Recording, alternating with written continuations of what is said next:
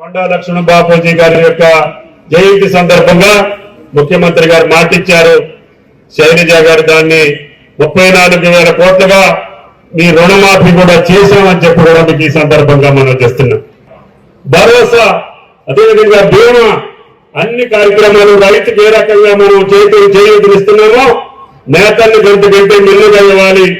ఇన్ని వేల మంది ఆధారపడ్డటువంటి ఈ రంగం ఎప్పుడు కూడా పంట నీరు పెట్టకూడదు. కొంతమంది ఇది మా డబ్బు, ఇది మేము ఇచ్చాము, ఇది మీరు తీసుకున్నారని చెప్పి కొంతమంది మాట్లాడుతున్నారు. ఇది మీ అబ్బ సొత్తు కాదు, మా అబ్బ సొత్తు కాదు, ఇది అందరినీ ప్రజల సొత్తు.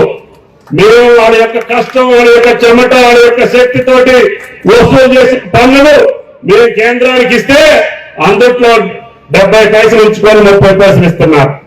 సన్నబియ్యం ఇచ్చినా, లేకపోతే రుణమాఫీ చేసినా, లేకపోతే రైతు బంధు ఇచ్చినా, రైతు భరోసా ఇచ్చినా, ఈ యొక్క రైతన్నల యొక్క కష్టం, తెలంగాణ ప్రజల యొక్క కష్టం చెమట తప్ప ఎవరి దగ్గర దాసోహం అనేటటువంటి పరిస్థితి ఈ రాష్ట్రానికి లేదు అని చెప్పి కూడా